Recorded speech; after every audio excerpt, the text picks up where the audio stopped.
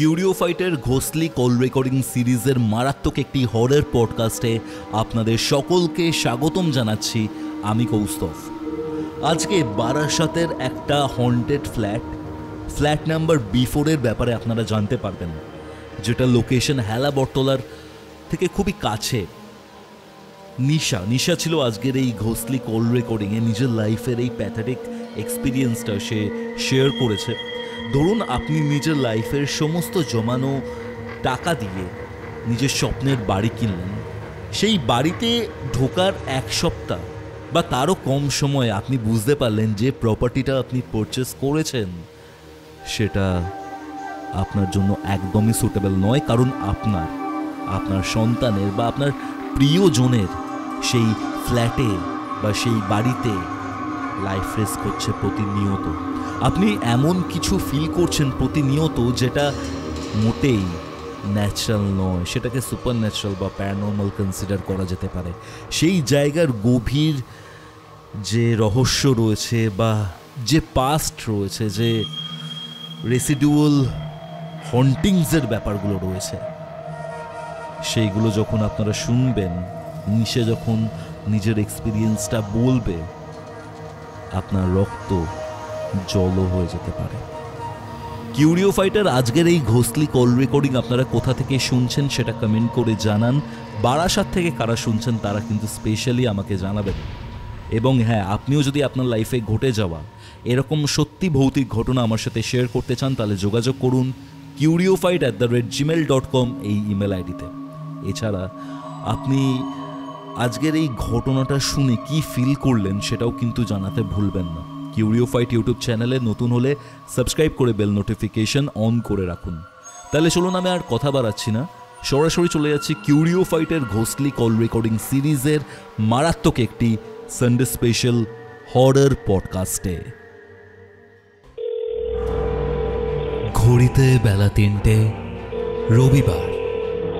আপনারা শুনছেন কিউরিও ফাইটের ঘোষলি call recording সিরিজের একটি হরর পডকাস্ট।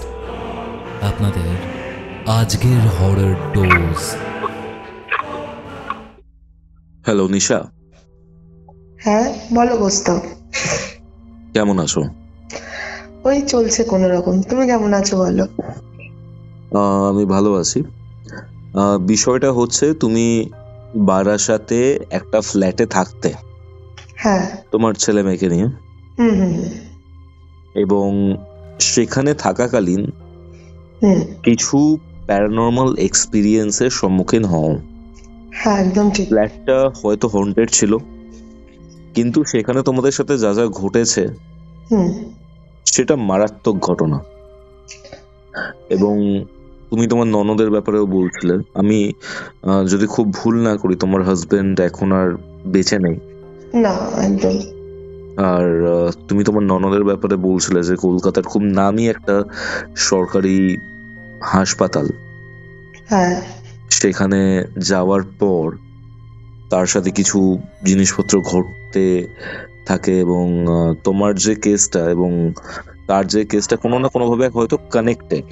ঠিক আছে? হ্যাঁ একদম একদম। কি ঘটেছিল নিশা, একটু শুরু থেকে শুরু করবে? হ্যাঁ অবশ্যই করবো। তার আগে আমি কয়েকটা কথা বলতে চাই। আর কথাটা হলো যে আমি তো অনেকদিন থেকেই তোমার মানে ফার্স্ট থেকে আমি তোমার পডকাস্ট শুনছি, মানে তোমার এই কল রেকর্ডিং বলো বা যেটাই বলো আমি শুনছি। তো আমার খুব ভালো লাগে মানে আমার নেশা এটা। রাত্রিবেলা না শুনলে আমার ঘুম হয় না। এটা শোনানোর জন্য না, এটা পুরো সত্যি কথা বলছি আমি। আর দ্বিতীয়ত থ্যাংক ইউ আমাকে এই জায়গাটা করে দেওয়ার জন্য, যে আমি আমার ঘটনাটা সবার সাথে শেয়ার করতে পারছি, আমাদের সব শ্রোতা বন্ধুদের সাথে। তো যাই হোক, আমার সাথে যে ঘটনাগুলো ঘটেছে, যে মানে তোমাকে কি করে বলবো, এখনো হয়তো বা ঘটে চলেছে। আর মানে আস্তে আস্তে তুমি বুঝতে পারবে যে কি ঘটনার সম্মুখীন আমিও হয়েছি জীবনে, কিভাবে চলছে এরকম ভাবে আমার সাথে, আর আমি এখনো সহ্য করেই যাচ্ছি। তো যাই হোক, প্রথম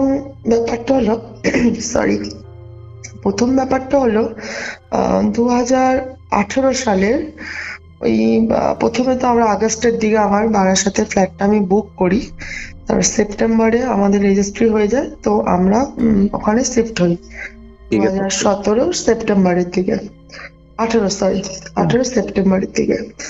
তো সেপ্টেম্বরের ওই সেকেন্ড উইক নাগাদ আমরা ওখানে শিফট হই, আমি, আমার ছেলে মেয়ে আর আমার হাজব্যান্ড।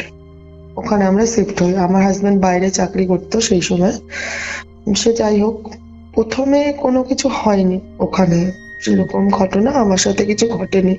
রীতিমতো নতুন জায়গায় গেছি, নিজের বাড়ি বলে কথা, তো স্বাভাবিক ওরকম কোনো কিছুই আসবে না, কারোরই মনে আসবে না আমি কেন। একটা আনন্দ, একটা ঘরে মানে নিজের মনে একটা উৎসাহ জেগে থাকে সারাক্ষণ। বারাসাতের কোন জায়গায় এটা? বারাসাতে হেলাবরতলা, মেবি শুনেছো তুমি হয়তো জায়গাটার নাম। হেলাবরতলা থেকে ডিউ টু তোমার ওই ব্যারাকপুর যেতে রাস্তাটা, ওখানে। নামটা নিচ্ছি না আমি, নামটা নেওয়াটা ঠিক হবে না, যেহেতু ওটা একটা কমপ্লেক্স এরিয়া, অনেক ফ্ল্যাট আছে ওখানে, মানে অনেক বিল্ডিং আছে, তো ওই জন্য নামটা আমি নিচ্ছি না। হয়তো বা বারাসাতের অনেকেই শুনছে এই ঘটনাটা, তারা বুঝতেও পারবে, যারা ওখানে থাকে তারা বুঝতে পারবে আমি কোন জায়গার ঘটনা বলছি। সে যাই হোক, তো যাওয়ার পর কোন মঙ্গলবার 3টা থেকে শুরু করছি। তো মঙ্গলবার প্রথমে কয়েকদিন তো কোনো অসুবিধা হয়নি, যথারীতি আমরা শিফট হওয়ার পর সেরকম কোনো অসুবিধা হয়নি, বা হয়েও থাকলে হয়তো আমি বুঝতে পারিনি, তো যাই হোক, প্রথম যখন মানে আমাদের ঘরে প্রথমে, তাহলে বলে দিই ফ্ল্যাটটা কিরকম।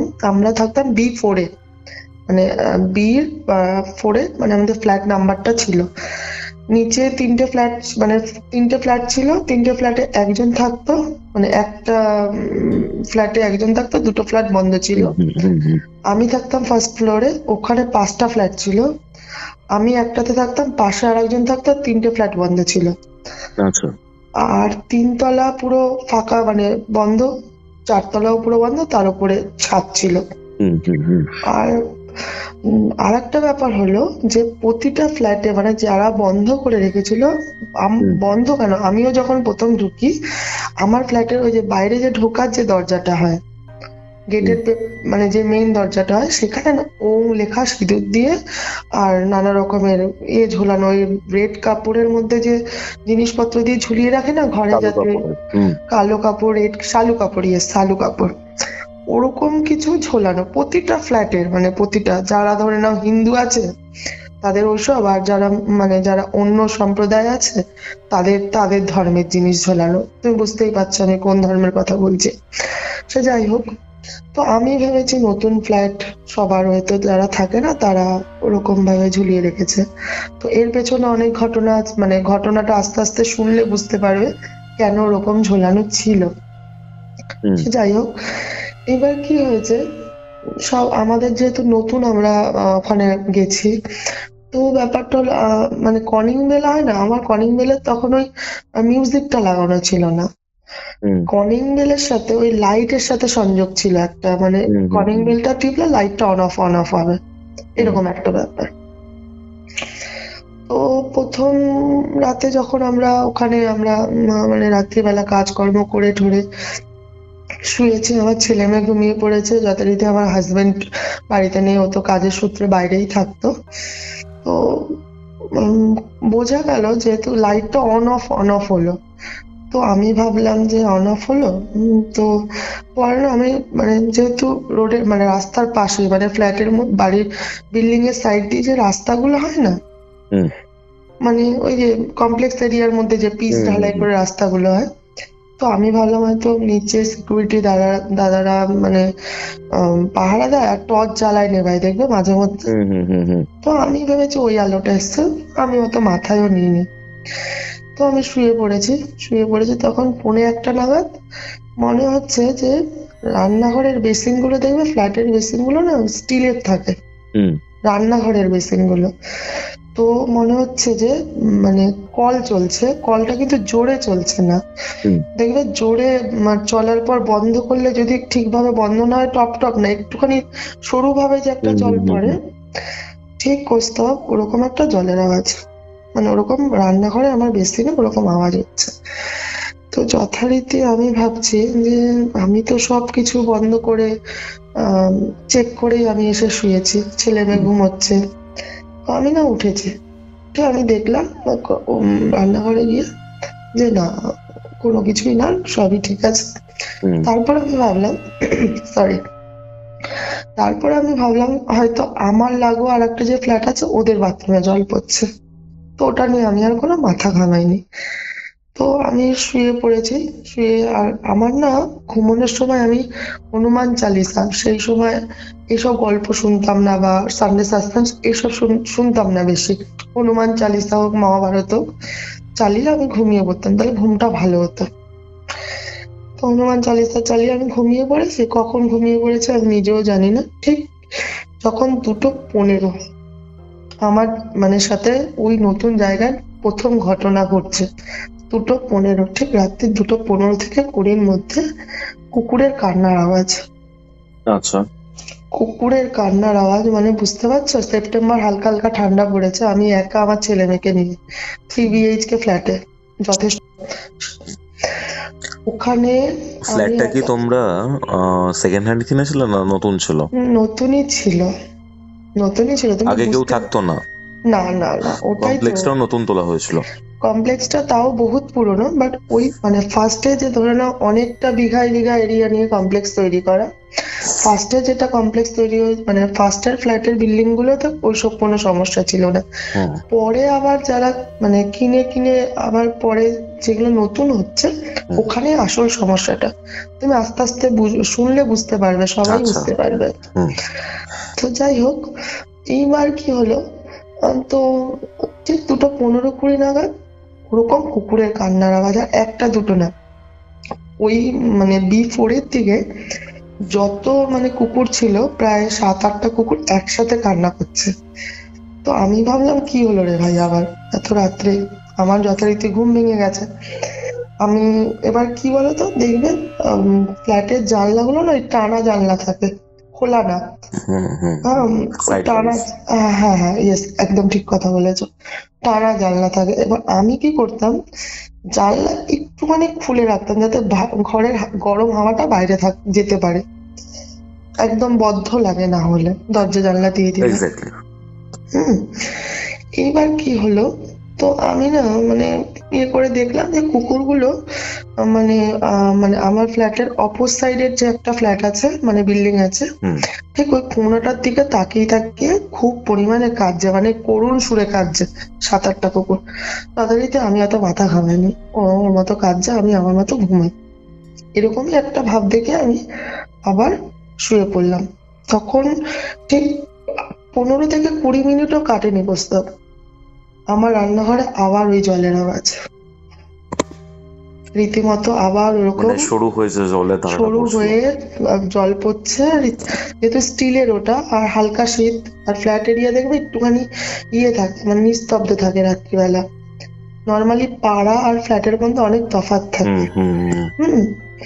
আমি উঠলাম আবার, ভাবলাম একেবারে একটুখানি ওয়াশরুম যাবো আর একেবারে দেখে আসবো আবার রান্নাঘরটা।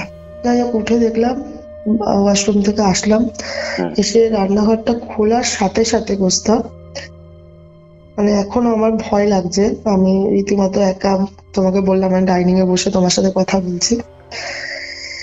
প্রস্তাব দরজাটা যেই খুললাম আমি, রীতিমতো মনে হলো প্রস্তাব আমাকে কেউ ধাক্কা দিয়ে বেরিয়ে গেল। আচ্ছা, জাস্ট ধাক্কা দিয়ে আমাকে বেরিয়ে গেল। তো আমি ভাবলাম কি, সারাদিন এত খাটাখাটনি, নতুন বাড়ি গোছাচ্ছি, হয়তো মাথাটা আমারই ঘুরে গেল, স্বাভাবিক, ওটা আমি আর এত মাথায় নেই, মানে আমার মনে ওসব কিছুই ছিল না সেই সময়। তো আমি দেখলাম রান্নাঘরে কোনো জল টল কিছু পড়ছে না, ওরকমই নর্মাল আওয়াজ হয়ে আবার বন্ধ হয়ে গেছে। আমি এসে শুয়ে পড়লাম, সেই দিনটা কোনো রকমে কাটলো। পরের দিন যথারীতি এরকম ভাবে নর্মাল সব ঠিকঠাকই চললো। 2-3 দিন আর কোনো প্রবলেম নেই, মঙ্গল বুধ বৃহস্পতি শুক্র পুরো ফ্রি, মানে কোনো টেনশন নেই, কোনো নেই। কিন্তু কুকুরের মতো ঠিক টাইম মতো কাঁদছে, এটা পুরো টাইম টু টাইম ছিল ওদের। ঠিক শনিবার দিন আবার আমার জীবনে আর একটা দিন আসলো ঘটনা। শনিবার শনিবার যথারীতি সব কাজকর্ম করা ঠারার পর, খাওয়া দাওয়ার পর আমার ছেলে মেয়েকে আমি বললাম তোরা ঘুমিয়ে পড়, আমি একটু মুভি দেখবো, মুভি দেখে আমি শুতে যাচ্ছি, তোরা যা। তো আমি কি করলাম, খাওয়া দাওয়া করে আমি একটা মুভি দেখছিলাম রীতিমতো, কোনো এমন কিছু না, দেখছিলাম, ঘুম আসছিল না, স্যাটারডে নাইট। তো যাই হোক, তো লাইট ফাইট অফ করে সব দরজা জানলা দিয়ে ঠিক আমি মুভি দেখছি। ডাইনিং আমার মুভিটা মানে টিভিটা লাগানো ছিল। আচ্ছা, ডাইনিং এ বসে আছো? ডাইনিং এ বসে আছি আমি একা। 12:15-20 বাজে সেই সময়। তো হঠাৎ দরজার মধ্যে না 3 বার আওয়াজ, থাপ থাপ থাপ, মানে নক না কিন্তু থাবড়াচ্ছে কেউ, থাবড়াচ্ছে, মানে 5টা আঙুল দিয়ে যে দরজা ধাক্কাই না আমরা, সেরকম। আমি ভাবলাম এত রাত্রে কে আসবে, পাশের ঘরের একজন হাজবেন্ড ওয়াইফ আর তার ছোট একটা বাচ্চা থাকে, আর কেউ না, ফ্ল্যাটে আর কেউ নেই আমার ফ্লোরে। তো আমি না, ওই ম্যাজিক বল হয় না, ওই ভেতর দিয়ে দেখা যায় আই বল গুলো দরজার ছোট্ট একটা ফুকোর মধ্যে যে লাগানো থাকে, দেখা যায় বাইরে কেউ আছে কিনা। কি হল দিয়ে? হ্যাঁ, না কি বল না, ওটা ওই আই বল যেগুলো চোখ দিয়ে, মানে ম্যাজিক বল, বুঝতে পারছি। ওটা দিয়ে দেখলাম কেউ নেই। আমি ভাবলাম যে কি ব্যাপার এটা, আমি রীতিমতো আমার সামনেই, আমার মানে ডাইনিং এর পাশে আমার ঘরে ঢোকার দরজা, তো ওখানে আওয়াজ হচ্ছে, এতটা তো ভুল আমি শুনবো না, ভুল শোনারও নয়। আমি দেখলাম যে কেউ নেই। তারপরে আমি কি করলাম, যে মনটা তখন মানে হঠাৎ করে তখন একটু ভারাক্রান্ত হলো আমার, মানে একটু ভয় লাগতে শুরু করলো। আমি তো সামনেই বসে আছি, সোফাতে বসে টিভি দেখছি, তার থেকে হয়তো 2 থেকে 3 হাত দূরে আমার গেট, দরজা আমার, এত তো ভুল শুনবো না আমি। যাই হোক, আমি মানে তার সাথে সাথে ব্যালকনির দিকে গেলাম, গিয়ে দেখলাম নিচে সিকিউরিটি দাদারা আছে নাকি। সিকিউরিটি দাদারা দুপাশে দুটো বিল্ডিং, তো ওইখানে একজন বসে থাকে, সরি, ওখানে একজন বসে থাকে আর এই পাশে একজন বসে থাকে, তারা বসে গল্প করে, তাস খেলে, এরকম টাইপের একটা ব্যাপার। তো বললাম না, ওখানে বসে আছে, তাহলে এখানে কে হতে পারে। যাই হোক, আমি আবার এসে বসলাম। আমি এবার কিন্তু মানে মুভি দেখতে বসিনি, আমি দেখতে বসলাম যে আবার কেউ করে কিনা। রীতিমতো বসতাম, আমার মানে বসতে না বসতে 2 মিনিটও কাটেনি, 2 মিনিটও জাস্ট গেল না। আগের বার 3 বার আওয়াজ হয়েছে, এবার টানা 5-6 বার করে থাপ থাপ থাপ থাপ থাপ করে। আর ওই যে কলিং বেলের যে সুইচটা, ওই যেটা লাইটটা অন অফ হয়, ওটা জ্বলছে নিচ্ছে। এটা হয়তো শুনতে খুব সহজ লাগছে, যে হয়তো সবাই হয়তো ভাবছে যে এরকম হয় কিনা, বাট সেই সময়টা আমি ছিলাম ওখানে, আমি জানি ব্যাপারটা। তো আমি রীতিমতো সাথে সাথে আমি আর দরজার বাইরে তাকাইনি, ব্যালকনিতে এসে চিৎকার করে, দাদা একটু উপরে আসুন না, দেখুন না কে আমার দরজার বাইরে দরজা ধাক্কাচ্ছে। সিকিউরিটিকে বলেছো? সিকিউরিটি দাদাদের, হ্যাঁ, একজন কাকু টাইপের ছিল, আর একজন আমাদের থেকে হয়তো 2-3 বছরের বড় হবে। তো ওরা এসছে, ফার্স্ট ফ্লোর, কোনো অসুবিধা হয়নি।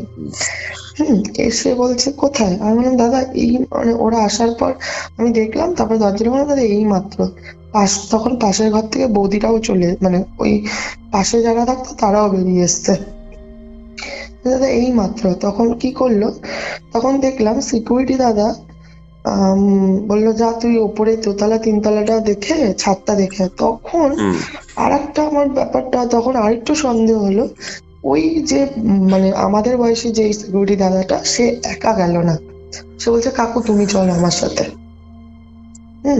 ওকে তুমি চলো আমার সাথে। তখন আমি বললাম যে ঠিক আছে দাদা, কাকু এখানে থাকুক, তুমি যাও দাদা, তুমি একটু দেখে এসো। তখন বলছে না আমি একা যাবো না। তো কাকুকে নিয়ে গেল, আর পাশের ঘরে যে বৌদি যে বেরিয়ে এসছে, কি হয়েছে, আমি বললাম এই ব্যাপার, দরজায় বারবার করে নক করা, বলে ও কিছু না, তুমি যাও ঘরে গিয়ে শুয়ে পড়ো। আমি না, আমি টিভি দেখছিলাম, এরকম আওয়াজ, এটা তো কোনো কিছু না, এটা তো স্বাভাবিক ব্যাপার না। এক্স্যাক্টলি, স্বাভাবিক ব্যাপার না, চোরও তো হতে পারে, তাই তো? চোরও হতে পারে, কারণ আমি তো প্রথম থেকেই বলছি, তখনও আমার মনে এসব কিছু আসেনি। নতুন ফ্ল্যাট, নতুন আমি গেছি, এত একটা সুন্দর মানে জীবনের একটা আশা পূরণ হওয়ার দিন আমার। সে যাই হোক, তো দেখলাম ওই মানে ভদ্র মহিলা ভদ্রলোক মানে দুজনের দিকে তাকিয়ে ঘরে ঢুকে গেল। আর তখন সিকিউরিটি দাদা সব ছাদ ফাদ ঘুরে সবাই, না না কিছু নেই, ম্যাডাম আপনি কি শুয়ে পড়ুন, অসুবিধা হলে আমরা তো নিচে আছি। আমি বললাম ঠিক আছে। শনিবার কিন্তু মাথায় রাখবে ডেটটা, মানে বারটা। আচ্ছা। আমি তারপর লাইট ফাইট অফ করে, আর না আমি না শোয়ার আগে খাটের তলা বলো সবকিছু চেক করে শুই। ছোটবেলার অভ্যাস আমার এটা। চেক করে শুই মানে দেখে নি খাটের তলায় কিছু আছে কিনা, বিড়াল হোক যাই হোক। মানে আমাদের দত্তপুকুরের গ্রামের সাইডে কি হয়, মানে চোর টোর ঢুকে বসে থাকে, বুঝেছো? মানে ঢুকে বসে থাকে চুপচাপ, লাইট ফাইট অফ হলে হয়তো স্প্রে করে দিয়ে এরকম চুরি টুরি এরকম অনেক ঘটে দত্তপুকুরের সাইডে। তো যাই হোক, আমি তো চেক টেক করে রান্নাঘর টর বন্ধ করে বিড়াল টিড়াল আছে নাকি দেখে নিয়ে আমি শুয়ে পড়েছি। তখন আমার মেয়েও জেগে গেছে। কি তখন মেয়ে আমার অনেক ছোট, ক্লাস 5-এ পড়ে। আমি বললাম কোনো ব্যাপার না মা, ওই আওয়াজ হয়েছিল তাই ডেকেছিলাম বলে আমি আবার শুয়ে পড়েছি। তখন এইসব ঘটনা ঘটতে ঘটতে 2:05 হয়ে গেছে। ঘটনা ঘটতে ঘটতে 2:05 তখন। তো আমি জানি কুকুর কাঁদবেই, এটা তো আমার জানা হয়ে গেছে। ঠিক আমিও হনুমান চালিসা চালিয়ে রীতিমতো ঘুমিয়েই পড়েছি। ঠিক 2:20-তে আবার একটুখানি যেহেতু সবে তন্দ্রা টাইপের এসছে, কুকুরের ডাকে আবার ঘুম ভেঙে গেছে। কোস্তব এখন আমি বলছি যেটা, সেটা হলো ঠিক ওই সময়টা হঠাৎ করে ওই চালের স্টিলের ড্রাম গুলো, জানো তো স্টিলের ড্রামে যে চাল রাখে, আমার রান্নাঘরে ওরকম একটা ড্রাম আছে। ড্রামটা কেউ টানছে আবার ঢোকাচ্ছে রান্নাঘরের মধ্যে। বেশি ঘটনা রান্নাঘরেই ঘটেছে। টানছে ঢোকাচ্ছে, টানছে ঢোকাচ্ছে। আমি মানে আমার এখনো হাত পা কাঁপছে, হাতটা না পাটা বেশি কাঁপছে যেহেতু।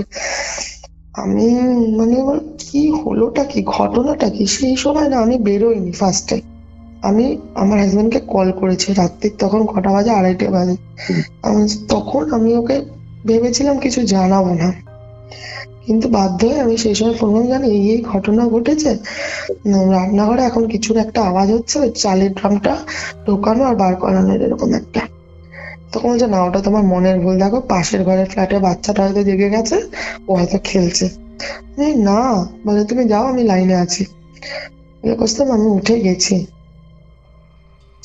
ঠিক রান্নাঘরের দরজাটা খুললাম, আওয়াজটা বন্ধ, কোনো আওয়াজই নেই। কোনো আওয়াজ নেই। রান্নাঘর যাওয়া পর্যন্ত আওয়াজ পাচ্ছি আমি, দরজাটা খোলার সাথে সাথে আওয়াজ বন্ধ। দরজাটা খোলার পর আর কোনো আওয়াজই নেই? আওয়াজ নেই। আচ্ছা, কোনো আওয়াজ নেই, পুরো সব নিস্তব্ধ, পুরো মানে বাইরে শুধু কুকুরের কান্নার আওয়াজ। তখন আমি জানলাটাও পুরো দিয়ে রাখি, এই ঘটনার পর থেকে জানলাটাও দিয়ে রাখি। কিন্তু চালের ড্রামটা যে কেউ সরিয়েছে সেটা আমি বুঝতে পেরেছি, কেননা চালের ড্রামটা যেখানে থাকে একটা মানে মার্বেলের, তো এবার আমি একটা মানে পেপার পেতে তার উপর চালের ড্রামটা রাখি যাতে দাগ না হয়। দেখলাম যেখানে চালের ড্রামটা থাকে আমার তার থেকে প্রায় 1 বিঘতের মতো এগিয়ে এসছে চালের ড্রামটা। আচ্ছা, 1 বিঘতের মতো এগিয়ে এসছে। আমার গায়ের লোম খারাপ হচ্ছে, এত ভয় লাগছে। তো আমি না, তোমার ছেলে মেয়ে এটা করতে পারে বলে তোমার মনে হয় কি? না ছেলে মেয়ে তো আমার পাশেই ঘুমাচ্ছে, ছেলে মেয়েকে নিয়ে তো আমিই ঘুমাচ্ছি। আর 2টো রুম আমার বন্ধ করা, 3টে বেডরুম আমার। আচ্ছা, একটা 2টো বেডরুমে 2টো খাট, একটা বেডরুমে খাট নেই, ওই সোফা টোফা দেওয়া আর ডাইনিং এ সোফা দেওয়া। প্রস্তাব আমি ওকে আমার হাজবেন্ডকে বললাম না কেউ না বলে তোমার মনের ভুল, বললাম না আমি। না তখন আর ওকে এই ঘটনাটা বলিনি। আমি ভাবলাম ও অতটা দূরে থাকে, আমি এখানে বাচ্চা দুটোকে নিয়ে থাকি, ও টেনশন করবে রীতিমতো, এই জন্য আমি ওকে কিছু বলিনি। আমি না ঠিক আছে তুমি ঠিকই বলেছো, আমার মনের ভুল বলে আমি হনুমানজির ফটোতে নমস্কার করে আবার হনুমান চালিসা চালিয়ে ঘরে গিয়ে শুয়ে পড়লাম। গেল শনিবার রাত, আবার গেল। রবিবার কোনো সমস্যা নেই, রবিবার যথারীতি মজা, ঘরের দাদা ফাদা এসে একটু মজা টজা হলো। মাকে আমি তখন ঘটনাগুলো কয়েকটা বললাম। মা বলছে যে একেই তো পুরো ফ্ল্যাট বিল্ডিংটা ফাঁকা, তোর মনে হয়তো কোনো ভুল হচ্ছে। অনেক সময় কি হয়, ফাঁকা বাড়িতে থাকলে এরকম ভুল হয়, জিনিস এখানে রেখে মনে হচ্ছে ওখানে, এরকম একটা ভুল হয়। মা আমাকে বোঝাচ্ছে। তো আমি বললাম চলো মায়ের কথাই শুনি আমি। শনিবার রোববার গেল, সোমবার গেল, কোনো অসুবিধা নেই। আবার মঙ্গলবার যথারীতি মানে এই আগের দুটো মঙ্গলবার একটা শনিবার আমার জন্য অতটা সমস্যা, মানে মানে এই ঘটনাগুলো ঘটেছে বলে এখন আমি বুঝে গেছি শনি মঙ্গলবারই কিছু একটা ঘটে এখানে, বাকি দিনগুলোতে কিছু হয় না। আমার আর এই মানে মঙ্গলবার আর কোনো ঘুম পাচ্ছে না। বাবাই মা অনেকক্ষণ জেগেছিল আমার সাথে, 12টা 5-10 পর্যন্ত জেগেছিল, লুডো খেলেছি আমরা। আমি তো ঘুমোতে পারছি না। তো আমি বললাম মা, তোমার মনে হচ্ছে কিছু একটা হবে, আমার তো মনে তো হয়ে গেছে, আমি তো বুঝতে পেরেছি। আর এরকম ঘটনা ঘটলে তো মানে পরেও অনেক ঘটনা আছে যে ছোটবেলা থেকে যেগুলো ঘটেছে, সেগুলো অন্য সময় কখনো বলবো আমি তোমাকে, এখন এই ঘটনাটায় থাকি। তো আমি বুঝে গেছি কিছু একটা হবে। তো আমি না 1:30টা পর্যন্ত অনেক কষ্ট করে জেগেছিলাম।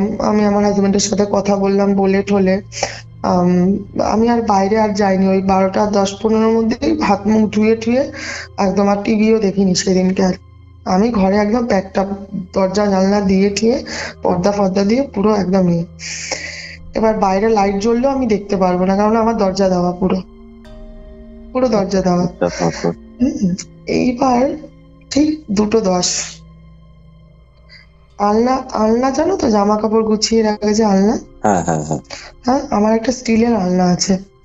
ওই আলনাটাতে যেই ঘরে কোনো খাট নেই, নর্মাল তোমার ওই জিনিসপত্র গোছানো, ওই ঘরে আলনা ছিল। আর আমার সেট টপ বক্স আছে না, সেট টপ বক্সের উপর একটা চিনে পাথর আছে না, চিনে মাটির যে তোমার ওই ফুলদানি ছিল। হঠাৎ ঠাপাস করে একটা আওয়াজ, আমার কি হলো, আমার তো মনে তো তখন তো আমার তো হার্টবিট আমি নিজে শুনতে পাচ্ছি। হ্যাঁ হ্যাঁ, আমি বুঝে গেছি কিছু একটা ঘটনা আছে। আমার গায়ের লোম মানে তোমাকে দেখালে বুঝতে পারতাম, আমি রীতিমতো কাঁপছি, এখনো ভয় লাগে আমার ভাবলে। ঘটনাটা যখন আমি কোনো রকমের সাথে সাথে দেখবে ওইসব ঘটনার সময় না তোমার ঠাকুরের নামও মাথায় আসে না, ভয়ে অতিরিক্ত ভয় কোনো কিছু মাথায় আসে না, সব বুদ্ধি লোপ পায়। আমি কোনো রকমের পা চেপে চেপে পুরো লাইট টাইট ধরিয়ে বাইরে বেরিয়ে, আর সেই দিনকে আমি আর ডাইনিং এর লাইট নেভাইনি, আমি লাইট জ্বালিয়ে রেখেছিলাম। গিয়ে দেখি কোস্তাব আমার হয়তো শখের ফুলদানিটা ভেঙে গেছে, যেটা সেট টপ বক্সের উপরে ছিল। একদম মনকে বোঝালাম কোনো টিকটিকির দ্বারা পড়েছে ওটা, বা ইঁদুরের দ্বারা পড়েছে, কিন্তু ইঁদুরও থাকার কথা না, নতুন ঘর আমার, ইঁদুরও থাকার কথা না। হালকা জিনিসপত্র, বেশি প্যাকড জিনিসও নেই যে ইঁদুর হয়ে যাবে 2-1 দিনের মধ্যে।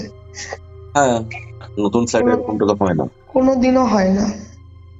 কোস্তাব আমি ওটা দেখে আর ওটা তোলার মতো ক্ষমতা রাখিনি, ওটা ওরকম থাক, আমি আবার ঘরে ঢুকে গেছি। কোস্তাব দরজাটা দিতে না দিতে, যেই ঘরে আমার আলনা রাখা ছিল, আলনাটা থাপাস করে পড়লো তোমার চোখের সামনে।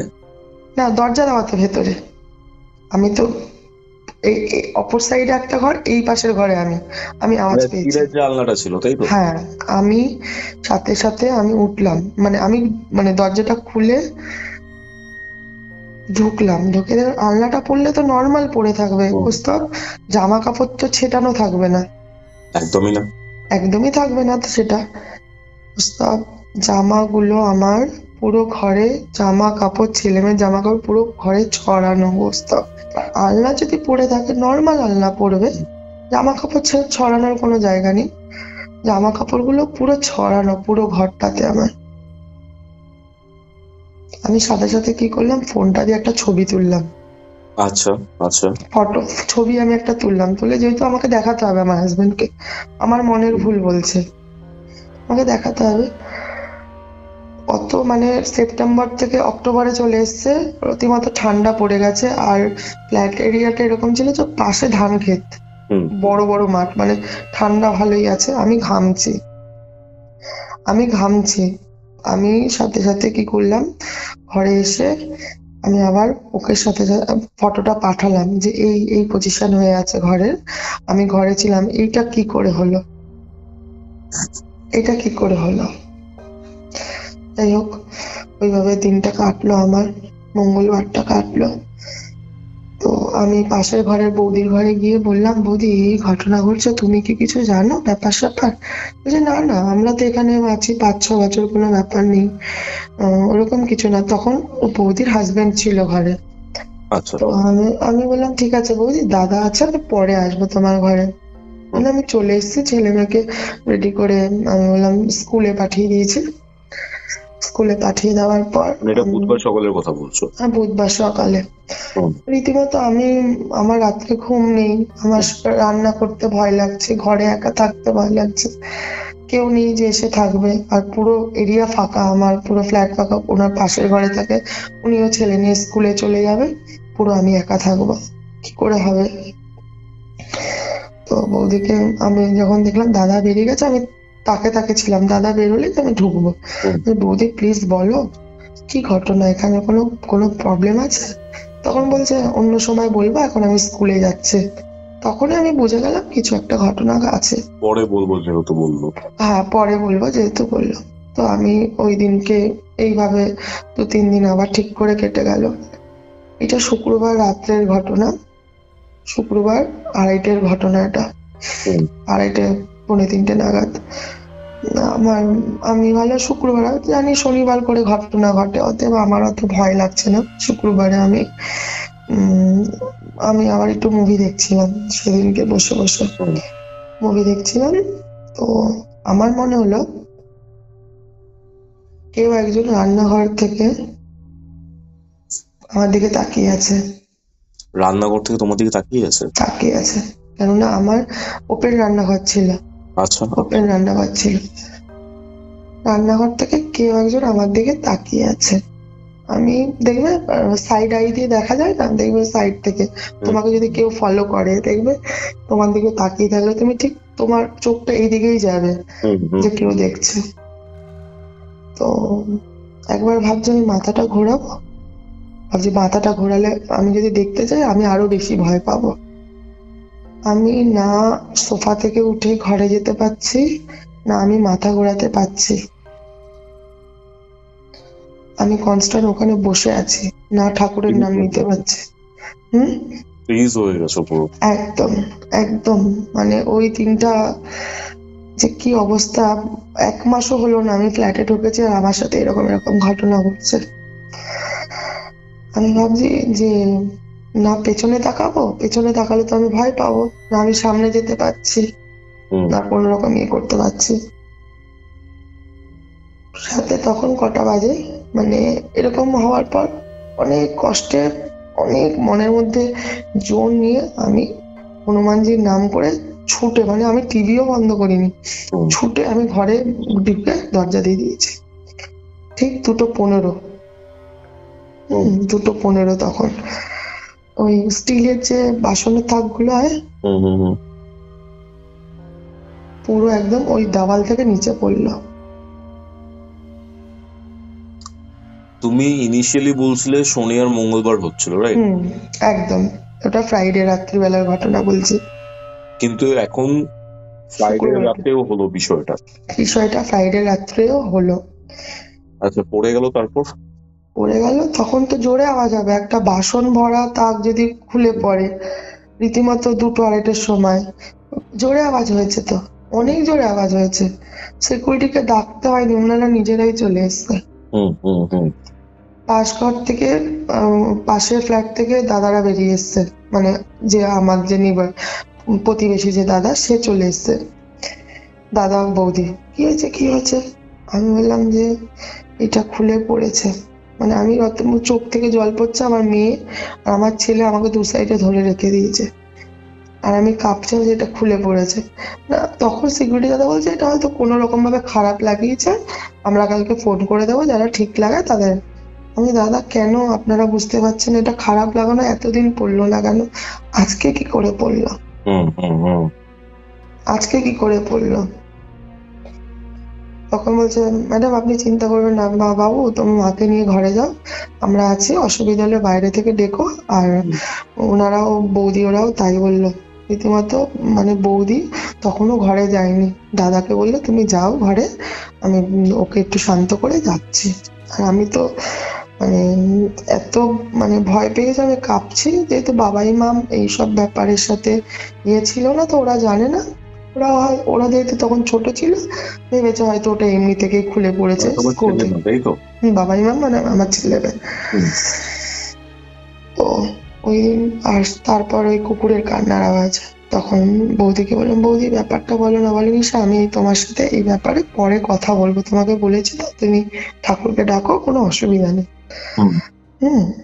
এখন বাচ্চারা আছে, তুমি যাও শুয়ে পড়ো, কি অসুবিধা? ওদের সামনে বলতে চাইছিল না বিষয়, ওদের সামনেও বলতে চাইছে না। উনি ভাবছে দেখো উনিও একা থাকে, আমিও এখানে একা থাকি, দুজনেই তো একা পড়ে গেছি। ওনার হাজবেন্ড সকালে যায়, রাত্রিবেলা ফেরে।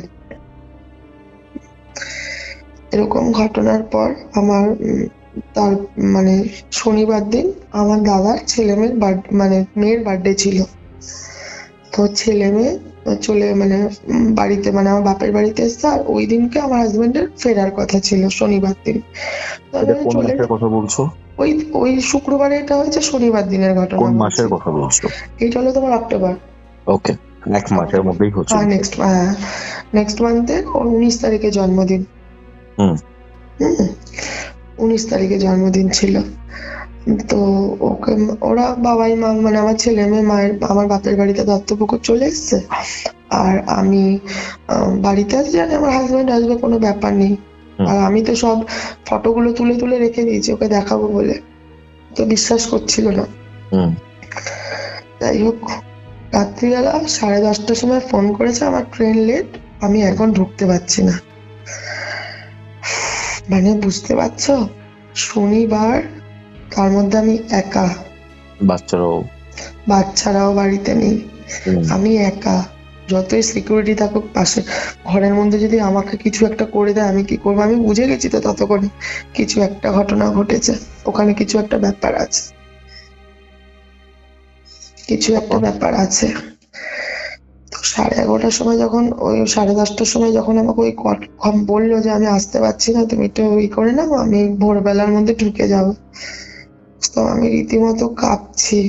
আমি পাশের ঘরের বৌদিকে ফোন করলাম যে বৌদি রাত্রিটা আমার এখানে থাকতে পারবে, আমি একা। কোনো অসুবিধা নেই, পাশেই তো আছে, শুধু তো একটা দেওয়ালের ডিফারেন্স, তুমি আমাকে ফোন করলে আমি চলে আসবো, ভয় পেও না। জীবনের সব থেকে মানে খারাপ মুহূর্ত আমার জন্য মনে হচ্ছিল সেই সময়। আমি রাত্রিবেলা কোনো রকমের খেয়ে ঠেয়ে আমার ঘরের মধ্যে মানে বেডরুমে আমি আমার হনুমানজির ছবিটা এনে রেখে ধূপকাঠি ধরিয়ে মোমবাতি ধরিয়ে বসে আছি। কতক্ষণ থাকবো? এমন না যে ঠাকুরের ছবি থাকলেই সবকিছু হয়ে যায়, ঠাকুর ঘরেও ভূত থাকে, জানো ঘটনা এরকম অনেক আছে, ঠাকুর ঘরেও ভূত থাকে।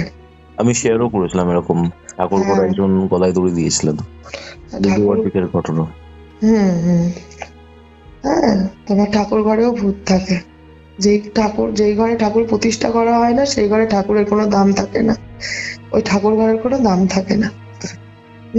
তো ব্যাপারটা হয়েছে, আমি ওই হনুমানজির ছবিতে ধূপকাঠি আর একটা মোমবাতি ধরে আমি কোনো রকমে কোনো সময় আমি ঘুমিয়ে পড়েছি। ঠিক 2:10 থেকে 2:15 মধ্যে কুকুরের কান্নার আওয়াজ, সেই এক টাইপের কুকুরের কান্নার আওয়াজ। আর সেই সময় কি হয়েছে, আমি তো আর বাইরে যাবো না, আর পর্দাটা সরানো ছিল কিন্তু জানলা লাগানো ছিল, যাবি তো যা। চোখটা সেই সময় আমার অপর সাইডের যে বিল্ডিংটা, ঠিক 3 তলার ওই ছাদের যে সিঁড়িগুলো, ইয়েগুলো হয় না তোমার, ওই স্ল্যাবগুলো দেখবে কাচের দেওয়া থাকে, জানলার মতো করা থাকে, ঠিক ওই দিকে চোখটা গেছে। কৌস্তব, আমি কি দেখতে পারি ভাবতে পারছো? কি দেখতে পারি? একটা মানে উঁচুতে, মানে একদম, মানে ধরে নাও ওই যে কাচের স্ল্যাব গুলো তো একটা দরজার মতো হয়, ওই কাচের যে ডোর গুলো লাগানো থাকে, ওই ডিজাইন করে জানলার মতো লাগানো থাকে না, একদম মাথায় লাগা একটা পোড়া মুখ। পুরো পোড়া মুখ। আচ্ছা। পুরো একটা পোড়া মুখ। তাকাবি আমার জানলার দিকেই তাকিয়ে আছে। আমাকে দেখছে কিনা জানি না, বাট আমি ওকে দেখছি। শুধু একটা মুখ দেখতে পেয়েছো না কোনো ফিগারও ছিল, মানে বডিও ছিল? ফিগার তো কালো পুরো, কি করে বুঝবো? বাট মুখটা প্রমিনেন্টলি বুঝতে পেরেছি। ওখানে কোনো যদি বলো কি করে ভাবলে যে আমি মুখটা দেখতে পেরেছি?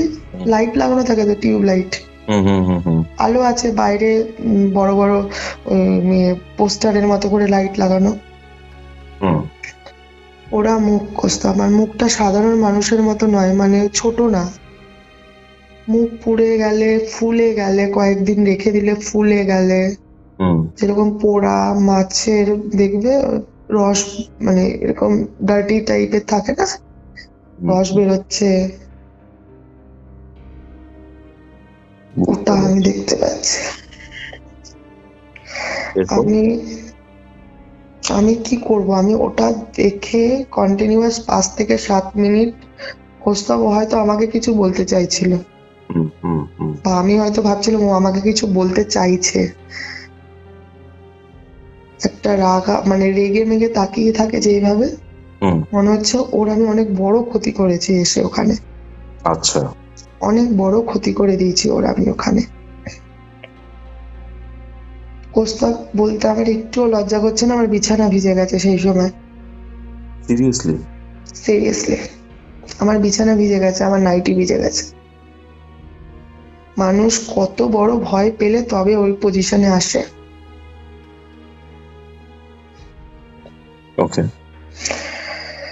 কোন রকমের আমার আর তারপরের ঘটনা আমার কিছুই, মানে ঘটনা মানে তারপরে আমার কিছুই মাথায় নেই। আমি যখন সকালবেলা, মানে আমার যখন ঘুম ভাঙলো তখন 8:30 বাজে। 8:30 বাজে ওই অবস্থাতেই আমি বিছানাতেই ঘুমিয়ে পড়েছি। ওই অবস্থাতে আমার সাথে আমার পাশে কেউ নেই। ফোনে কমসে কম 12 থেকে 15 বার হাজবেন্ডের ফোন এসছে, মানে ও ঢোকার আগে আমাকে ফোন করবে, মানে হয়তো ওখান হাওড়া থেকে উবের নিয়েছে, বাড়িতে ঢুকবে সেই সময় থেকে। যখন আমার ঘুম ভেঙেছে তখন আমি রীতিমতো আমার বাইরের দরজায় আওয়াজ হচ্ছে, বাইরের দরজা আওয়াজ করছে, মানে খোলার জন্য, মানে আমাকে চলে এসেছে। ওকে যখন ও ঢুকেছে, ওকে আগে আমি ধরে, আমি মানে ও আমার ওই পজিশন থেকে, বিছানা থেকে, কি অবস্থা হয়েছে তোমার এই, মানে তুমি বুঝতে পারছো না আমি এখানে রীতিমতো ভয় পাচ্ছি। ও ওই পজিশনে আমাকে ঘরে রেখে সাথে সাথে সেক্রেটারির কাছে গেছে। সেক্রেটারির কাছে গিয়ে জিজ্ঞাসা, কি ব্যাপার বলুন তো, আপনার মানে এরকম এই ঘটনা ঘটছে, আমার ওয়াইফ এরকম অসুস্থ হয়ে গেছে, চলুন আপনি দেখবেন। সিকিউরিটি এসে বিছানা, আমি তখন আমার নাইটিটা চেঞ্জ করে নিয়েছি, বিছানাপত্র দেখিয়ে দেখুন এই পজিশনে আমার ওয়াইফ ঘরের মধ্যে পড়েছে। তখন বলছে যে আপনার ওয়াইফ হয়তো মিথ্যে কথা বলছে, পুরো ডাইরেক্ট সেক্রেটারি কথা বললো, আমি মিথ্যে কথা বলছি। মিথ্যে কথা বলছে? আমি এত টাকা দিয়ে ফ্ল্যাট কিনলাম থাকার জন্য, আর আমার ওয়াইফ মিথ্যে কথা বলবে? তখন বলছে মাথা ঠান্ডা করুন। তার পাশের ঘরের বৌদি দৌড়ে এসছে, ঠিক আছে দাদা আপনি যান, আমি কোনো অসুবিধা নেই, আমি বলছি, আপনাদের বলছি। সেক্রেটারি আমার পাশের ঘরের বৌদির থেকে কটমটিয়ে তাকালো, মানে যাতে খোলসা করে দিচ্ছে কিছু একটা। এবার যেহেতু ওখানে 4টে ছিল, মানে B1 এর একটা সেক্রেটারি ছিল, B2 এর একটা সেক্রেটারি ছিল, এরকম বুঝেছো? B1 এও কোনো সমস্যা নেই, 2 এও নেই, 3 তেও নেই, 4 এ যত সমস্যা, মানে 4 এর আন্ডারে যতগুলো বিল্ডিং পড়ে তাদের সমস্যা। শুধু আমার সাথে ঘটেনি, পরে আমি জানতে পারলাম তো পরে আমার হাজবেন্ড আমার ঘরটা ঠিকঠাক করে সানডে দিন ঠিকঠাক করে আমার হাজবেন্ড পাশের ঘরের সরি বৌদির কাছে গিয়ে বললো, ম্যাডাম যদি একটু কিছু মনে না করেন আসুন না, একটু আপনার সাথে কথা বলবো, তাহলে আমরা আসছি আপনার ঘরে। বলে না দাদা আপনি যান, আমি যাচ্ছি। এসে যা ঘটনা বললো ওখানকার, বললো দাদা আপনারা কি কোনো রকমই খোঁজ নেননি? আমরা তো না রেন্টে আছি, কাল নয় কাল বেরিয়ে যাবো, আপনারা কি খোঁজ নেন? কি ব্যাপার বলেন তো? বলে এইখানে ওই একটা হিন্দু আর একটা মুসলিম, ছেলেটা ছিল মুসলিম, মেয়েটা ছিল হিন্দু, দুজনকে খুব ভালোবাসতো, যথারীতি আলাদা সম্প্রদায়। তো ছেলেটাকে এমন মারধর করেছে হিন্দু থেকে, মানে বোঝো ব্যাপারটা, এমন মারধর করেছে ছেলেটাকে যে ছেলেটা আমার যেখানে ফ্ল্যাটটা তৈরি করা হয়েছে সেইখানে একটা আম গাছ ছিল, ওই আম গাছে গলায় দড়ি দিয়ে মারা গেছে।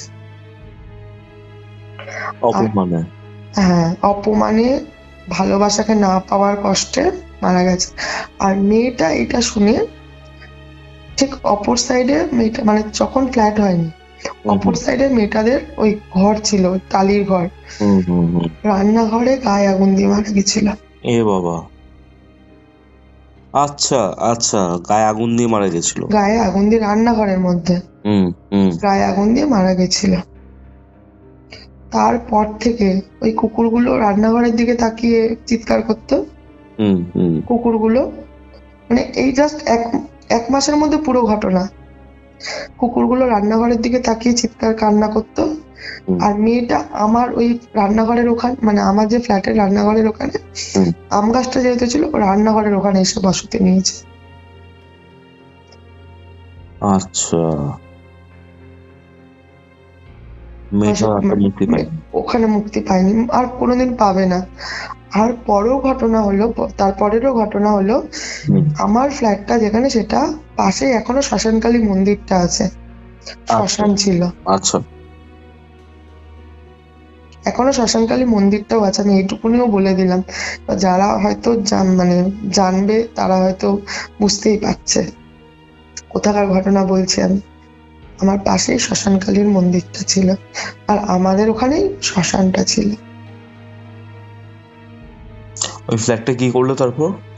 ফ্ল্যাটটা আমার এখন রেন্টে আছে, রেন্টে দিয়ে দিয়েছি। ওই আমি তার সাথে সাথে আমার হাজবেন্ড বললো দরকার নেই, তুমি চলো, মানে পুজো টুজোর অনেক ব্যবস্থা করেছিল, আমি যে পুজো দেওয়ার পরও আমি থাকতে পারবো না ওখানে। আমি এমনিতে মানে এইসব ব্যাপারগুলো খুব আমি আগের থেকে নিয়ে নিতে পারি, অনেক আগে থেকে আমার মধ্যে চলে আসে এগুলো, মানে আমাকে খুব তাড়াতাড়ি ওরা নিজেদের আয়ত্তের মধ্যে নিয়ে নেয়। তো আমি এখন দত্তপুকুরেই আছি, একটা বাড়ি ভাড়া নিয়ে আছি, ফ্ল্যাটটা রেন্টে দেওয়া আছে, রেন্টে থাকলেও 6 মাসের বেশি কেউ ওখানে থাকে না। বিক্রি করার চেষ্টা করছি, বিক্রি করতে পারছি না এখন। তোমাদের আগে ওই ফ্ল্যাটে কেউ থাকতো? না, নতুন ফ্ল্যাট ছিল।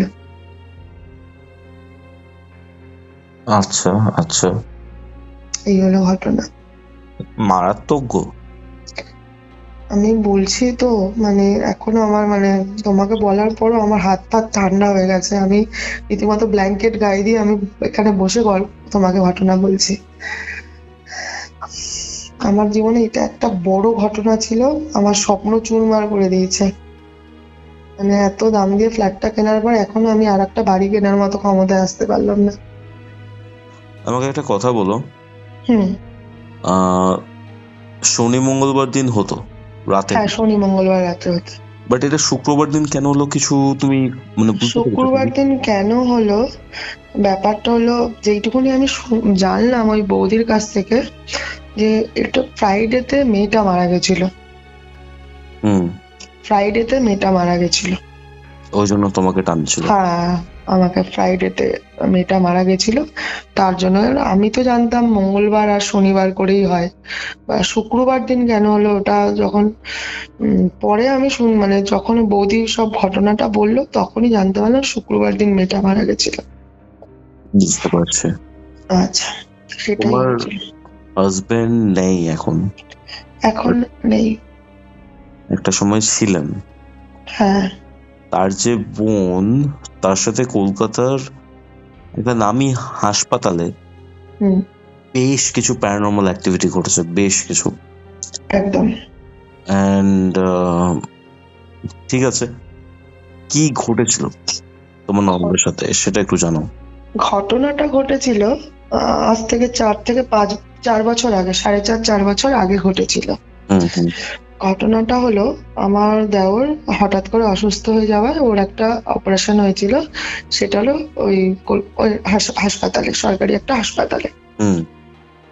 তো ব্যাপারটা মানে আমি এখনো পর্যন্ত এটা উদ্ধার করতে পারি না যে কেন হসপিটালেই কেন ওই লাইট দপদপ করে, বাথরুমে জল অল টাইম পড়তে থাকে, আর কেনই বা নার্স বা আয়ারা বলে দেয় যে একা একা বাথরুমে যাবে না। আচ্ছা। যতই রাত্রি হোক, যতই ঘুমাই, আমাদের ডেকে নিয়ে যাবে। এটা আমার সাথে আমাকেও বলেছিল যখন আমার বেবিরা হয়েছিল। তো কিছুদিন আগেও আমি বারাসাতের একটা নামকরা নার্সিং হোমে ভর্তি ছিলাম, সেখানেও ঘটেছিল, পরে হবে সেগুলো। সে যাই হোক, আমার ননদ বিকেলবেলার দেখার সময়, মানে ওই যখন ওই পেশেন্টদের দেখার একটা টাইমিং থাকে না, 4টে থেকে 6টা ভিজিটিং আওয়ার্স, তো সেই সময় আমার ননদ দেওরকে দেখতে গেছে। আমরা যথারীতি সেইখানেই ছিলাম, দেওরের পাশেই ছিলাম, কিন্তু ননদ আসতে একটু দেরি করেছে। তো ও ফোন করলো, বৌদি আমার দেরি হচ্ছে, তোমরা যাও উপরে, আমি চলে যাচ্ছি, আমি উপরে ডাইরেক্ট চলে যাবো। হ্যাঁ, যখন ফোন করবে একটু কারটা বাইরে এনো, তাহলে আমাকেও ঢুকতে দেবে। বললাম ঠিক আছে, কোনো অসুবিধা নেই। তো আমি আমার মানে আমার দেওরের ওয়াইফ সবাই উপরে, আমরা ননদ। তো পরে ননদের মুখ থেকে যে ঘটনাটা শুনলাম সেটাই আমি বলি।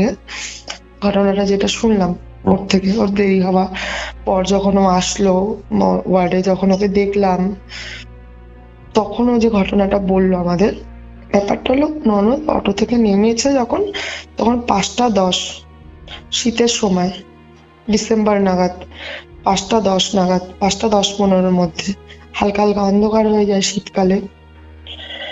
তো ও যখন আমরা হসপিটালে ঢুকছি, এই পাশে অনেকগুলো বিল্ডিং আছে সাদা রঙের, আর এই পাশে হলো ওয়ার্ডটা, মানে গিয়ে 3তলায় মেল ওয়ার্ডে যেতে হবে।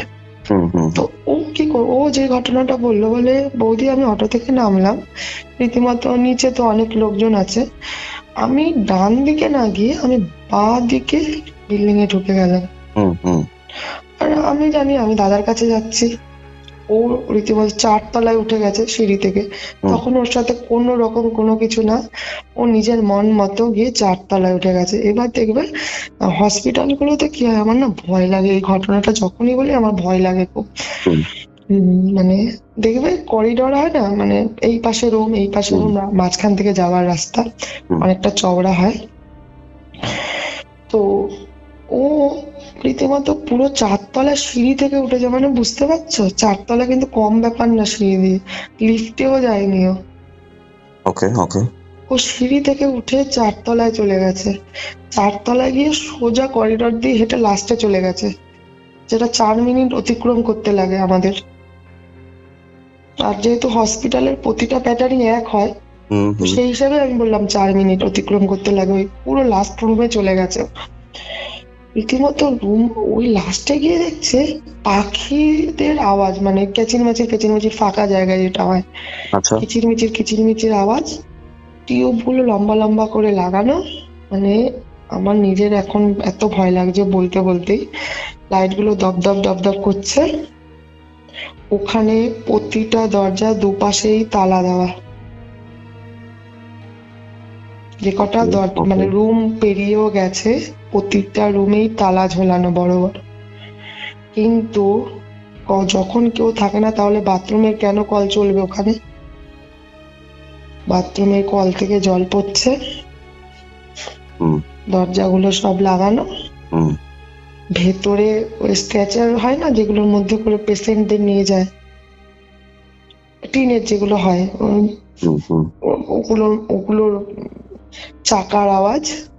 ওর তখন ওর ফিরে এসছে, মানে ওটাকে কি বলে, ওর জ্ঞান এসছে সেই সময়, মানে এতক্ষণ ঘোরের মধ্যে ছিল, স্তম্ভিত ফিরেছে। আর ওর সময় ওর মধ্যে মানে ওর জ্ঞানটা ছিল না, ও নিজের মতো নিজে উঠে মানে 4 তলায়, আমি তো ভাবতে অবাক লাগে, আমার ননদ আমার থেকে প্রায় 8-9 বছরের বড়, মানে বুঝতেই পারছো ওর 45-46 বছর বয়স। আর সেইখানে ওর মানে অতটা সিঁড়ি থেকে উঠে যাওয়া, একটা মেয়েদের 45-46-এর বয়সে নর্মাল ফ্যামিলি সিঁড়ি থেকে 4 তলায় গিয়ে অতটা গিয়ে মানে হাঁপিয়ে যাওয়ার কথা, ও হাঁপায়নি। যখন ওর জ্ঞান এসছে তখন ও মানে দেখছে আমি এখানে কি করছি, আমার তো এখানে থাকার কথা না, আমার তো দাদার ওখানে যাওয়ার কথা, আমাকে এখানে কে আনলো। রীতিমতো যখন ও ফিরছে ওখান থেকে, উঠেছে তো, কিন্তু আসার সময় ধরে নাও ওর উঠতে 5:15 থেকে 5:20-25-এর মধ্যে একদম 4 তলায় উঠে গেছে, অত দূর হেঁটেও চলে গেছে।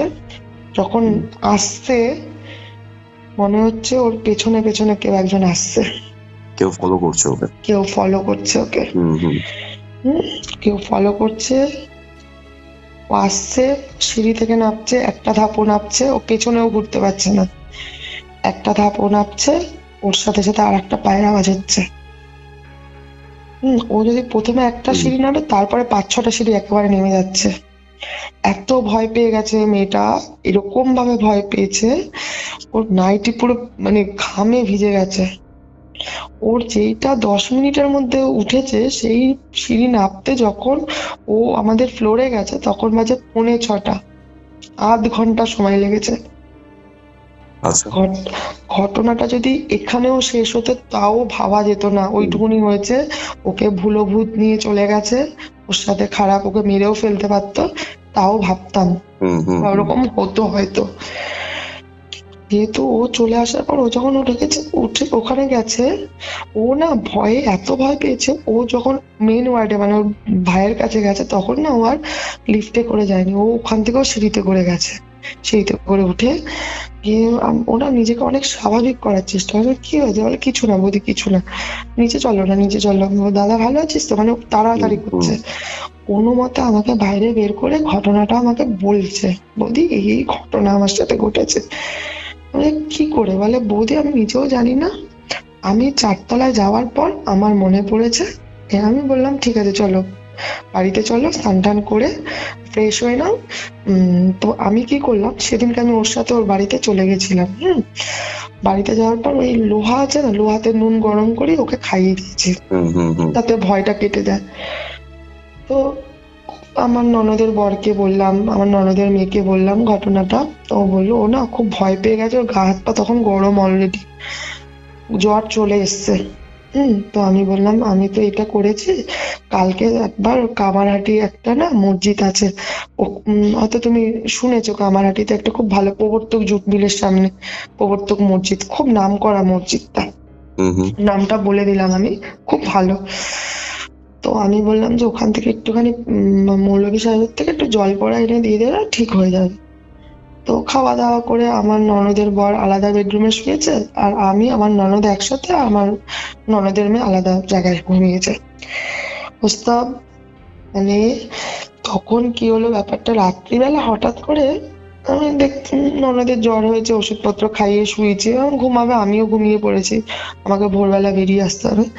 রাত্রিবেলা তখন 1:30-1:45 বাজে, তখন দেখছি খাটটা নড়ছে আমার, লোহার খাট, নর্মাল রড আয়রন বলে ওর খাট। আমি একা শুয়েছি, আমার যথেষ্ট ভালো ওয়েট, আমি শুয়ে আছি, খাট নড়ছে, মানে ওই কেউ ওঠানামা করলে নড়া না, মানে ধরে নাও কেউ খাটে উঠে শুচ্ছে সেই নড়া না। মানে কখনো কোনো কিছু দেখেছো, আমরা কোনো কিছু খাটের তলায় যখন ইট বা কোনো কাঠ ফাট দিয়ে যেমন করে উঁচু করে কোনো কিছু ঢোকাই, সেরকম ওঠানো আর নামানো। রীতিমতো আমার ঘুম ভেঙে গেছে, দেখি পাশে ননদ নেই, চুলটাও ছোট ছোট, মানে কানের নিচ পর্যন্ত চুলটা এলোমেলো করা, ও দুটো হাত দিয়ে মানে হাতুড়ি মারার মতো, মানে খাটটা এরকম ভাবে একটুখানি ওঠাচ্ছে আবার নামাচ্ছে, ওঠাচ্ছে আর নামাচ্ছে, একটুখানি, কিন্তু বেশি না। কিন্তু খুবই ক্রিপি ব্যাপার কিন্তু এটা, মানে তুমি বোঝো আমি ওই ঘরের মধ্যে, মানে আমার গায়ের লোম খাড়া দিচ্ছে, মানে তুমি ভাবো একবার আমি শুয়ে আছি, ও আমাকে নিয়ে খাটটাকে একটা পায়ায়, কিন্তু দুটো পায়া না, একটা পায়া নামাচ্ছে ওঠাচ্ছে, নামাচ্ছে ওঠাচ্ছে। আমি না রীতিমতো উঠে চিৎকার, বলছি দাদা ভাই তাড়াতাড়ি আসুন। মানে 2-3 বার ডাকার পর, যেহেতু পাশের ঘরে শুয়েছে, এসে দেখছে এই অবস্থা, দিদি ভাই কি করছে দেখুন, দিদি ভাই কি করছে এটা। তখন দাদা ভাই কি করেছে, মানে হাতটা ধরে, এই মনা কি করছো তুমি এটা, কি করছো তুমি এটা। ততক্ষণে মেয়ে চলে এসছে ওর। হ্যাঁ, আমি বলছি শুনো মা, তাড়াতাড়ি গঙ্গার জল নিয়ে কি আছে দেখ, ঠাকুরের কিছু আনলে গঙ্গার জল ছেটা। সাথে সাথে না, যখনই ওটা বললাম না, ওনার মানে যখন আমার মানে দাদা ভাই মানে ওনার হাজবেন্ড যখন ওকে ধরে নাড়ালো, ওনার স্তম্ভে ফেরেনি, বাট ওনা নেতিয়ে গেল। আচ্ছা আচ্ছা। নেতিয়ে গেল। কি ব্যাপারটা হলো, আমাদের আর ঘুম নেই তখন, অলরেডি বাজে কটা বাজে, আড়াইটে বেজে গেছে। আমি এটা তো খারাপ ব্যাপার, এটা কি হলো। আমরা আর 3জনে একসাথে বসে আছি, ও শুয়ে আছে, আর ওই গীতা, যেটা লাল কাপড়ে আমরা ঠাকুরের সিংহাসনে গীতা রাখি, তখন কিছু নাম ভগবানের কাছে ক্ষমা প্রার্থনা করে ওটা মাথার সামনে রেখেছি, ওর বালিশের উপর মাথার সামনে রেখেছি। মানে আমরা ভয় পেয়ে গেছি, আমরা বুঝে গেছি ঘটনা কি ঘটতে পারে, কি ঘটতে পারে। যাই হোক, সকালবেলা গা তো জ্বরে পুড়ে যাচ্ছে, আমি বললাম ঠিক আছে, হ্যাঁ ঠিক আছে, বাট চোখ লাল, ওর পুরো চোখ লাল, পুরো চোখ লাল। আমি দিদি ভাই একটু চলো, তোমাকে নিয়ে মানে ওখানে যাব। বলছে না আমি যাব না। ভালোভাবেই বলেছে, আমার না শরীরটা ভালো লাগছে না, আমি যাবো না, তোমাদেরও দরকার নেই, তোমরা ওষুধ দাও, আমি না ঠিক হয়ে যাবো, ওষুধ দাও ঠিক হয়ে যাবো। তো আমি না বাইরের ঘরে এসে দাদাভাইকে, দাদাভাই ও যাবে না, ওর মধ্যে দুটো জিনিসই, মানে কারোর মধ্যে না একটা আত্মা পুরো ভর করে না, তাহলে সে মরে গেলেই আর একজন কিন্তু আসতে পারে। আচ্ছা। এটা আমি যেইটুকুনি আমার জ্ঞানে, মানে ধর না, আমি মরে গেলে তবেই আমার মধ্যে আর একজন এসে ভর করতে পারবে পুরোপুরি, না হলে আমার আত্মার সাথে ওর আত্মা ভেতরেই যুদ্ধ করবে। হ্যাঁ, তখনই আমাদের জ্বর আসে, আমাদের কষ্ট হয়। তো আমি বললাম দাদা ভাই ও যাবে না, এক কাজ করুন, আপনি থাকুন আর সোনুমা থাকুক, আর আমি যাচ্ছি, যেহেতু আমার শ্বশুর বাড়ির এলাকা ওটা, আমি যাচ্ছি। গিয়ে না আমি মৌলভী সাহেবকে গিয়ে আমি বললাম যে, তখন কটা 12টা, তখন উনি নামাজে গেছে, 12:10-15। তো আসার পর আমি ওয়েট করলাম, এরকম এই ঘটনা বলে, ওকে আনতে পারলে না। দেখুন দাদু, ও তো আসতে পারছে না, শরীর খুব খারাপ, বলছে তাহলে এক কাজ করো, ওটা জল পড়া আর একটা কাগজে কিছু লিখে দিল, ওটাই না ওকে খাওয়াও, মানে ওটা ধুয়ে ধুয়ে ওকে খাওয়াতে বলেছে। বুঝতে, খাওয়ানো গেল না ওকে, ওকে খাওয়ানো গেল না, রীতিমতো খাওয়ানো গেল। হ্যাঁ, খেতে চাইলো না, না খেতে চাইলো না। ও কিন্তু কোনো রকম উল্টো পাল্টা করছে না, না কোনো ভাঙচুর করছে না, কিচ্ছু না, ও খেতে চাইলো না। আমি এগুলো খাবো না, কি সব এখনকার। দিদিভাই তুমি তো কালকে বললে এইসব ঘটনা তোমার সাথে ঘটেছে, তুমি আজকে বলছো খাবো না, খাও তুমি তো ভালো হয়ে যাবে। না কেন বৌদি, তুমি সবকিছু এইসব কি এখনকার মেয়ে হয়ে তুমি এইসব দিচ্ছ আমাকে। তো ও খেতে চাইলো না। তো আমি কি করলাম যে, ওনাকে তো আনতে হবে আমার এখানে, রীতিমতো ফ্ল্যাট, মানে ও ফ্ল্যাটে ভাড়া থাকে, রীতিমতো ফ্ল্যাটের মানে 2-1জন ব্যাপারটা জানতেও পেরে গেছে। তো ওনার সারাদিনে কেমন বেশি দিন এটা স্টে করতে পারেনি, কজ যেহেতু আমরা প্রথম দিন গিয়ে জল টল ছেটানো করেছিলাম। তো পরের দিন রাত্রিবেলা সেম, আমি আর ওর পাশে শুইনি, আমি বাড়িতেও আসতে পারিনি, আমি আর ওর পাশে শুইনি, ওনার হাজবেন্ডকে দিয়ে, তুমি থাকো দাদাভাই, আমি বাইরে আছি, তুমি অসুবিধা হলে ডেকো, বাইরে আছি। আর গীতাটা ওইভাবেই রাখা আছে। যাই হোক, ওই যখন তোমার রাত্রিবেলা ঠিক ওই 2:05-10 নাগাদ ওইটা আবার ওর মধ্যে হচ্ছে, মানে ওই খাটটা তোলা না, মানে খাট, আজকে তার খাট পাচ্ছে না, আজকে আর খাট পাচ্ছে না। ও মানে ধরে নাও শুয়ে আছে, তো পেছনে একটা দেওয়াল আছে, মানে দেওয়ালের মধ্যে মাথাটা এরকম ভাবে ঠুকছে, রীতিমতো মাথাটা গোল মানে ফুলে গেছিল, ঠুকছে মাথাটা, মানে পেছন দিকটা, মানে বসে এরকম এরকম করছে, মানে পেছন, সামনে না কিন্তু, কপালে না, ব্যাক সাইড মাথার। আমি এই জায়গাটা বুঝলাম না, আরেকবার বলো। ধরে নাও শুয়ে, ওকে তো শোয়ানো হয়েছে, আর খাটটা ধরে নাও এইভাবে মানে রাখা, তো খাটের পেছনেই একটা দেওয়াল, মানে ঘরের দেওয়াল, ওয়ালগুলো যে হয়। তো ও কোনো রকম রাত্রিবেলা উঠে ও আর নিচে নামেনি, ও মানে ওর মধ্যে যখনই ওই যুদ্ধটা করছে অন্য একজন, তখন নিজেকে কষ্ট দেওয়ার চেষ্টা করছে। আচ্ছা তখন ও মাথাটা ঠুকছে, মানে পেছন ব্যাক সাইডটা দিয়ে। আচ্ছা, বুঝতে পারছো? বুঝতে পারছি। হ্যাঁ হ্যাঁ, তখন মাথাটা ব্যাক সাইড থেকে ঠুকছে। তো ওরকম আওয়াজে দাদাভাই উঠে গেছে। দাদাভাই উঠে গিয়ে আমাকে ডাকছে, নিশা নিশা তাড়াতাড়ি আসো, এখানে আসো। তো আমি গেলাম, গিয়ে দেখছি যে এরকম করছে। আমি বললাম, দি এগুলো কি হচ্ছে? দাদাভাই ওকে ঝাঁকি দিচ্ছে। তারপর আমি সাথে সাথে জলটা, মানে ওর মেয়ে আসলো, সাথে জলটা ছিটিয়ে দিলাম। ছিটিয়ে দেওয়ার পর আর ওকে কোনো রকমের চামচ দিয়ে একটুখানি, মানে ওর না শরীরে আর জোর নেই কোনো, এমনি সুগারের পেশেন্ট, তার মধ্যে ওর শরীরে না আর কোনো জোর নেই। হ্যাঁ, তো আমি বললাম, দাদা আমার ঘুমানো যাবে না, এখন আর ঘুমানো যাবে না, কালকে কোনো রকম ভাবে ওকে নিয়ে যেতে হবে। পরের দিন সকালবেলা আমি ওকে বুঝিয়ে বাজিয়ে বললাম, চলো মায়ের বাড়িতে চলো, মানে আমার শ্বশুর বাড়িতে চলো, আমার ওই বাড়িতে চলো। চলে যাওয়ার পর ওই নাম করে নিয়ে ওকে ওই মসজিদের সামনে নিয়ে যাওয়াতে না, কেন করছিস নিশা তুই এইসব, ঠিক তুমি থেকে তুই কেন করছিস নিশা এইসব, তুই মানে এরকম ভাবে আমাকে কেন করছিস এইসব, আবার কি পুনরাবৃত্তি করতে চাস তোর জীবনের সাথে, সবকিছুর সাথে? আমি বুঝি কি বলছি রে ভাই, এইসব কি কথাবার্তা? পুনরাবৃত্তি মানে কি? আমার সাথে আবার কি, মানে ও কি করে বুঝলো যে আমার সাথে এরকম ঘটনা ঘটে গেছে? ফ্ল্যাটের ব্যাপারটার কথা পুনরাবৃত্তি করতে চাইছিস? ভালো চাস তো আমাকে ঢোকাস না। ভালো চাস তো ঢোকাস না। আর ও না ওর হাজবেন্ডের কাছেই ঠান্ডা পুরো। যখন হাজবেন্ড মানে মিষ্টি ভাবে বলছে চলো, মানে ভেতরে চলো, ভেতরে চলো, না তুমি আমাকে যা বলো শুনতে রাজি আছে, আমি ভেতরে যাব না। মানে ধরে নাও ওই পারে একটা মানে রাস্তার মেইন রোড, মানে বিটি রোড, বিটি রোডের ওই পাশ থেকে এই পাশেও আর আসছে না। আচ্ছা, হ্যাঁ, বিটি রোডের ওই পাশ থেকে এই পাশেই তো ওই এরিয়া পড়ে যাচ্ছে। হ্যাঁ, কোনো রকমের চেপে চেপে ও মানে মসজিদ থেকে ওনাকে বললাম, দাদু উনি আর আসতে চাইছে না, আপনি একটু দয়া করে সামনেটা চলুন, মানে ওর সামনেটা, ওর রাস্তার ওই পারে আছে, এই পাশে আসতে না। তো ওদের হাতে দেখবে একটা মালার মতো কিছু একটা থাকে, মৌলভী সাহেবদের দেখবে ওই কাঠের মালার মতো থাকে না, কাঠের মালার মতো যেগুলোতে জব করে। হ্যাঁ। আর ওই যে একটা ওই হোয়াইট কালার চুল চুল টাইপের, যেটা দিয়ে এরকম এরকম ভাবে আশীর্বাদ করে একটা, করে না ওই, দেখবে ওই ইয়েদের, কি একটা বলে, হ্যাঁ ওটা ওটা ওটা নিয়ে অলরেডি ওখানকার মুসলিম মানে আরো যারা দাদারা ছিলেন তারাও চলে এসছে। তো ওটা দিয়ে কোনো রকমের যখনই এইভাবে ইয়ে করলো না, ও দাদা ভাইয়ের কোলের মধ্যেই না নেতিয়ে পড়লো।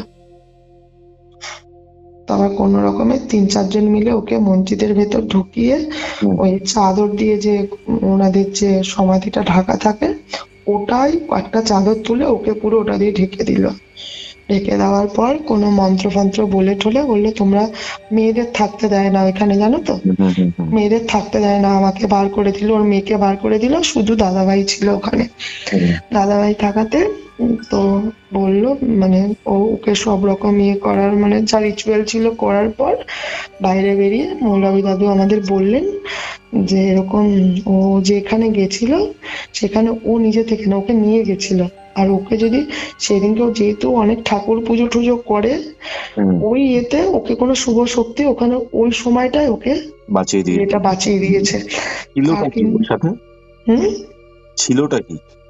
ছিলটা ওইখানের মানে মর্গের থেকে কোনো একটা আত্মা, অ্যাক্সিডেন্টের। হ্যাঁ, ওখানে ওটা মর্গ ছিল, আমরা তো জানি না, মর্গ ছিল নাকি, আমি তো যাইও নি ওখানে কখনো। আমি তো এই পাশে গেছি, এই পাশ থেকেই, আমার না এগুলো খুব ভয় লাগে, ভীষণ ভয় পাই আমি এইসব। তো যখন মানে ওই ঘটনা ওটাই ওর সাথে চলে এসেছিল, ওকে যেহেতু নিতে পারেনি, ওকে মানে এরকমই আস্তে আস্তে যদি মানে তোমরা যেহেতু প্রথম দিন ওই গীতা, তারপরে গঙ্গার জল, পরের দিন আবার ওনার থেকেই যেহেতু ওই জল টল এনে ছিটানো হয়েছে, ওই জন্য ওকে অতটা কাবু করতে পারিনি। যদি এইসব না করতাম, রেখে দিয়ে যদি ডাক্তারের কাছে করতাম, আর এই জন্য খেতে চাইছিল না, ওষুধ খেতে চাইছিল, যদি ওইসব করতাম তাহলে আর ওকে বাঁচানো যেত না। এই হলো ঘটনা। মানে তুমি যে দুটো ঘটনা বললে নিশা তোমার লাইফের ঘটনা, আর একটা আমার সাথে, হ্যাঁ সত্যি সাংঘাতিক। আমার সাথে আর একটা ঘটনাও ঘটেছে, কিন্তু আজকে তো আর মনে হয় না সময় আছে। তোমাকে আমি বলবো, ওটা আমার শ্বশুর বাড়িতে ঘটেছিল। শ্বশুর বাড়িতে বলতে মানে বেলঘড়িয়াতে। বেলঘড়িয়াতে, আচ্ছা। ডেফিনেটলি আমরা ওই ঘটনাটাও শুনবো। আজকের এই দুটো ঘটনা আমরা জানলাম তোমার থেকে। এই যে হাসপাতালটা, সেটা কলকাতার কোন জায়গাতে? ওটা বলবো? নাম বলতে হবে না, জায়গাটা জায়গাটা হলো তোমার বিটি রোডের ওপর। ঠিক আছে, যাদের নাম জানার কোনো আগ্রহ থাকবে তারা আমাকে যদি ইনস্টাতে বা ডিএম করে, সেক্ষেত্রে আমি নামটা জানাবো কোন হসপিটালের ঘটনা এটা। আর তোমার অসুবিধা নেই তো এই ক্ষেত্রে নাম রিভিল করলে? না, আমার কি অসুবিধা, হসপিটাল মানেই তো এইসব ঘটনা থাকতেই পারে, এইসব হয়, হসপিটাল মানেই হয়, সেটা নিয়ে কোনো, ফ্ল্যাটের নামটা না বললেই ভালো হবে, কারণ ফ্ল্যাটের নামটা নেওয়া হবে না। তোমার হাজবেন্ড কিভাবে মারা গেছিলেন? আমার হাজবেন্ড সুগার ফল হয়ে হার্ট অ্যাটাক হয়ে গেছিল। ওই বারাসাতের ফ্ল্যাট থেকে বেরিয়ে আসার পর? কি বলি বলো। ঠিক আছে নিশা, থ্যাংক ইউ এই ঘটনাগুলো শেয়ার করার জন্য। একদম, তোমার সাথে আবার কথা হচ্ছে। একদম একদম। এটাই ছিল আজকের এপিসোড। আজকের এই এপিসোডটা আপনাদের কেমন লাগলো সেটা কিন্তু কমেন্ট করে জানাতে ভুলবেন না। ভিডিওটা ভালো লাগলে অবশ্যই লাইক করে শেয়ার করে দিন, এবং কিউরিও ফাইট ইউটিউব চ্যানেলে নতুন হলে সাবস্ক্রাইব করে বেল নোটিফিকেশন অন করে রাখুন। নিশার লাইফের আরেকটি যে এক্সপিরিয়েন্স, যেটি তার বাপের বাড়িতে ঘটেছিল, সেটা যদি আপনারা জানতে আগ্রহী হন তাহলে আমাকে কমেন্ট সেকশনে কমেন্ট করে জানান যে নিশার পরবর্তী এক্সপিরিয়েন্সটা আপনারা জানতে চান। এছাড়া আরেকটা কথা বলি, আজকের এই যে প্যারানর্মাল ঘটনাটা আপনারা শুনলেন, যে সত্যি ভৌতিক ঘটনাটা কিউরিও ফাইটার আজকের এই ঘোষলি কল রেকর্ডিংয়ে শুনলেন, এরকম ঘটনা কিন্তু মানুষের সাথে অনেক ক্ষেত্রেই ঘটে। তারা হয়তো বলার সুযোগ পায় না বা বলতে পারে না। আপনারা জাস্ট ভেবে দেখুন এই জিনিসটা কতটা প্যাথেটিক।